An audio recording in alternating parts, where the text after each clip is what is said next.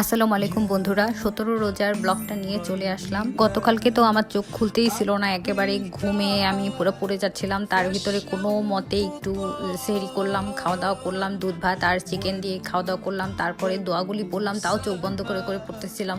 মানে আমি মনে হচ্ছিল যে আমি ঘুমে পড়ে যাচ্ছি। এর ভিতরেই ফজরের আজান হয়ে গেলো, নিয়ত করে নামাজ পড়েই ঘুম। আমার কালকে আর কোনো হুশই ছিল। 12টার দিকে ঘুম ভাঙলো, ঘুম ভেঙে দেখি ইলেকট্রিসিটি নাই। খুবই বিরক্তিকর একটা টাইম গেল, মানে যা বলার মতো না। যাই হোক, তারপরে ইলেকট্রিসিটি আসলো 2 ঘন্টা পরে। তখন শাওয়ার করে নিলাম, শাওয়ার করে নিয়েই জোহরের ওয়াক্ত হয়ে গেল।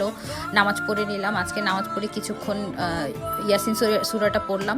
আজকে শরীরটা খুবই খারাপ লাগতেছিল, তারপরে আর কোনো মনে হচ্ছে কোনো শক্তি পাচ্ছি না। তো ইয়াসিন সূরা পড়ার পরেই কিছুক্ষণ আব্বু আম্মুর সাথে কথা বলে শুয়েছিলাম। তখন যে ঘুমিয়ে গেছি, আর সেই ঘুম ভাঙছে আমার তখন দেখি একদম ইফতারের টাইম হয়ে গেছে। আসরের নামাজটাও আজকে পড়তে পারিনি।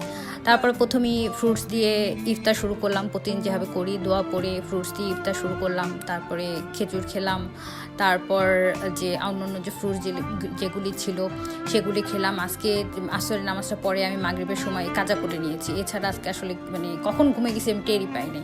তো খাওয়া দাওয়া শেষ করলাম। আজকে এরপরে আম্মু একটি করেছিল ডিমের চপ। তো যে প্রতিদিন সিদ্ধ খাই, আজকে ওটা চপ বানিয়ে খেয়েছি। তারপরে নামাজে গেলাম, মাগরিবের নামাজ পড়লাম, আসরের নামাজ কাজা পড়লাম। তারপরে আবার গেলাম কিচেনে গিয়ে পাস্তা রান্না করলাম। আজকে আমার পাস্তাটা রান্না খুবই ইজি ওয়ে, সিদ্ধ করে নিই আমি, একটা ডিম স্ক্র্যাম্বল করে নেই, আর পেঁয়াজ মরিচের সাথে একটু ম্যারিনেট করা চিকেন দেই, সাথে টমেটো দেই, এগুলো দিয়ে ভালো করে একদম মিক্স করে নেই।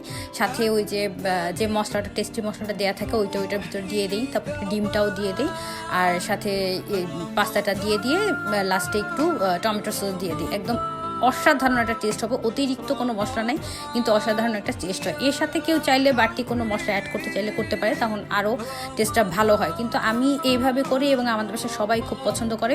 এর সাথে মাঝে মাঝে একটু ফিশ সস, তারপরে একটু চিকেন পাউডার, এগুলো মাঝে মাঝে ইউজ করি, তবে সেটা খুব কম। বেশিরভাগ ক্ষেত্রে এইভাবেই করি। আর তারপরে একটু ভাজাভাজি খেয়ে নিলাম, চা খেয়ে নিলাম, এইভাবেই ইফতার শেষ করলাম।